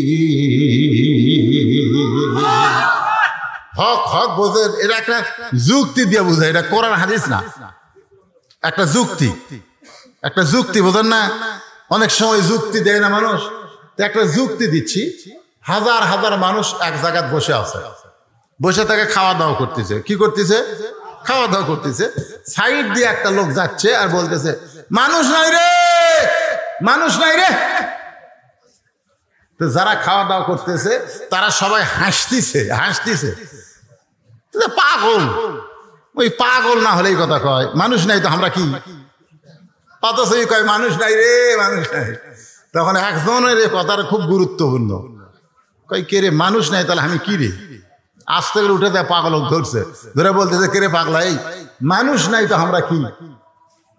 মানুষ নাই তো আমরা কি? কই সবাই তো খাওয়া দাওয়া করতেছে, তুই উঠলি কেন? বলে কথাটা আমার খুব অন্তরে লাগছে, আমি তোর কাছে জানতে চাই। বলে জানবি না দেখবি? তুই মানুষ নাই এটা জানবি না দেখবি? তা আপনারা বলেন তো, জানা ভালো না দেখা ভালো? দেখা ভালো না? আজকে মানুষ নাই রে আমি যদি বলি বাংলাদেশে মানুষ নাই রে, তখন আপনারা খেপে যাবে, হুজুর মানুষ নাই দেখান তো। তাহলে কেন বলতেছে কুত্তার বাচ্চা ফুটফুটে সুন্দর? চিন্তা করে দেখে। তো এখন সাইডে যে বলতেছে দেখ, তাকায় দেখে 15-20 জন মানুষ, আর বাদ বাকি সব শিয়াল কুত্তে। মানুষই শিয়াল কুত্তের রূপে খাওয়া দাওয়া করতেছে। বলে ভাই কি দেখলাম? কয় যা দেখলি জবান বন্ধ কর, বলিস না। কালের কলিকালের জামানা, হক বলতে মানা, আসল কথা বললে তোমায় জেলে দিবে রে। সবাই বলেন কলিকালের জামানা, হক কথা মানা, আসল কথা বললে তোমায় জেলে দিবে রে। এরপরে হক কথা বলতে হবে, ওয়াতাওয়াসাউ বিল হক, হকের দাওয়াত দেওয়া লাগবে। আমাদের হক পথে থাকতে হবে। কষ্ট হবে, বিপদ হবে, মুসিবত হবে। আল্লাহ বলেছেন এর মধ্যেও লাস্টে বলতেছে ওয়াতাওয়াসাউ বিস সবর। আয়াতের মধ্যেও বলেছেন ওয়াবাশশিরিস সাবিরিন। জোরে কোন কথা ঠিক কিনা? হক পথে থাকতে গেলে কষ্ট আসলে আপনাকে ধৈর্য ধারণের কথা বলতেছে। সূরা আসরের শেষ পয়েন্টটা একটু মনোযোগ দিয়ে শোনেন। বিয়ে হয়েছে, মেয়েটার কোনোদিন বাচ্চা হয় নাই, এবার প্রথম বাচ্চা হবে। প্রথম বাচ্চা হবে, আপনি বলেন তো ও কি প্রসব বেদনার খবর জানে? এ যখন জানে প্রসব বেদনা যখন শুরু হয়েছে, আমি আমার বউকে বলছি যে তোমার যখন প্রসব বেদনা শুরু হয় বেদনাটা কিভাবে হয়? আমার বউ কয় আপনি স্বামী হইয়া প্রসব বেদনার খবর শুনে কি করবেন? আমি কইলাম ওয়াজ করা লাগবে, ওয়াজ করা লাগবে। আমি মানুষের বউয়ের কাছে তো শুনবার পারবো না, তুই আমার বউ আমাকে বল। আমার বউ বল স্বামী গো, প্রসব বেদনা বাচ্চা নিজ দিক দিয়ে প্রসব হয়, কিন্তু বেদনা ওঠে কলিজার দিকে। ধরে কোন দিকে? কলিজার দিকে। এসে কলিজা কেমন ভাবে খামচা দিয়া ধরে, চিৎকার করে বলে মরে যাব, বিষ খাবো, গলার দড়ি দিব, এই জীবন রাখবো না। প্রথম প্রসব বেদনায় চিৎকার করে যখন বলতেছে, দাদি নানি দৌড়ে এসে দরজা বন্ধ করে দিয়ে শোয়া দেয়। শোয়া দিয়া নরম কাপড় ঠান্ডা পানির মধ্যে চুবড়াইয়া কপালে দিয়া কয় ধৈর্য ধর, ওয়াতাওয়াসাউ বিস সবর। ধৈর্য ধর, ধৈর্য ধর, মাও হবি, মাও হবি। আর এই কষ্ট সহ্য করতে পারবি না, ধৈর্য ধর, মায়ের পায়ের তলে সন্তানের জান্নাত। জোরে গান সুবহানাল্লাহ। মা হবি, ধৈর্য ধর, ধৈর্য ধর। এখন দাদি নানির কথা কলিজা ছেড়ে যাচ্ছে, তারপরও দাঁতের ওপর দাঁত দিয়ে ধৈর্য ধরতেছে। এমন ধৈর্য ধরছে, কান্দন আসতেছে, চোখ দিয়ে পানি পড়তেছে, কিন্তু জবান আর খুলতেছে না, কারণ ধৈর্য ধরেছে। কিছুক্ষণ পরে করে একটা বাচ্চার সাউন্ড পাওয়া গেল। মা বেহুশ হয়ে গেছে, বাচ্চাকে গোসল করাইয়া ওই বাচ্চা এনে যখন মায়ের বুকের উপরে দেয়, মা কিন্তু বেহুশ হয়েছিল বাচ্চা হওয়ার সময়, কিন্তু বাচ্চারে গোসল করে যখন মায়ের বুকে দেয়, মা হুঁশ ফিরে পায়া বাচ্চাকে জিব্বা বের করে বাচ্চার মুখে ঠেকায়। দাদি নানি তিরস্কার করে বলে লাত্তি মার, এক লাত্তি মার। বের হওয়ার সময় তোর এত কষ্ট দিচ্ছে, তুই না গলার দড়ি দিবার চালি, বিষ খাবার চালি, আবার তাকে চুমা দিচ্ছিস কেন? মা কান্দের বলে দাদি, কষ্ট সহ্য করার পর এত বড় নিয়ামত, এত বড় শান্তি আমি আগে বুঝতে পারি নাই।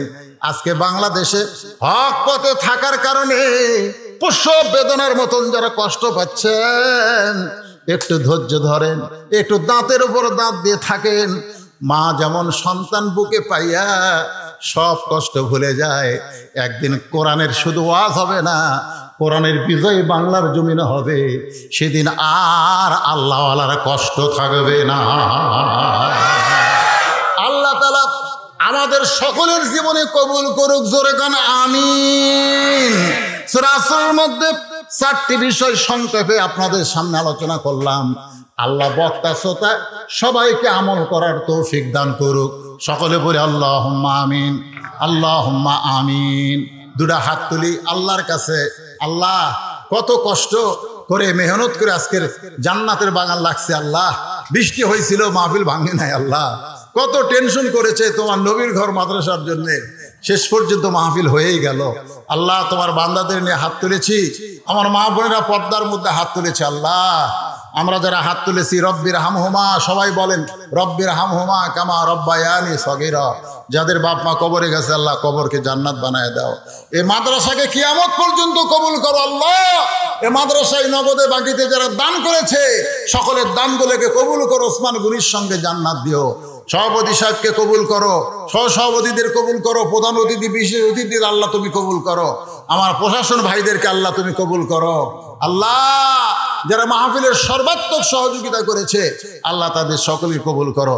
মাদ্রাসার কমিটির সভাপতি, মাদ্রাসার কমিটির সহসভাপতি, মাদ্রাসার সেক্রেটারি, মাদ্রাসার কেশিয়ার, মাদ্রাসার দাতা সদস্য, মাদ্রাসার মুহতামিম, মাদ্রাসার তালবে ইলম, মাদ্রাসার ওস্তাদ, আল্লাহ সকলকেই তুমি কবুল করো। আল্লাহ, কিয়ামত পর্যন্ত এই নলডাঙ্গার ঈদগাহ ময়দান থাকবে, এখানে মাদ্রাসা মসজিদ থাকবে। আল্লাহ তুমি কবুল করে নাও।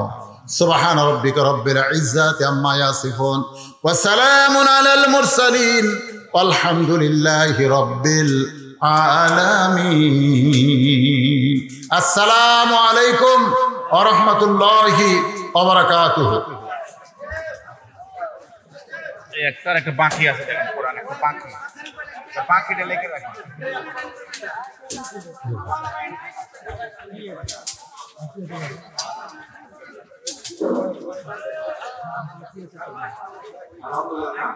আমরা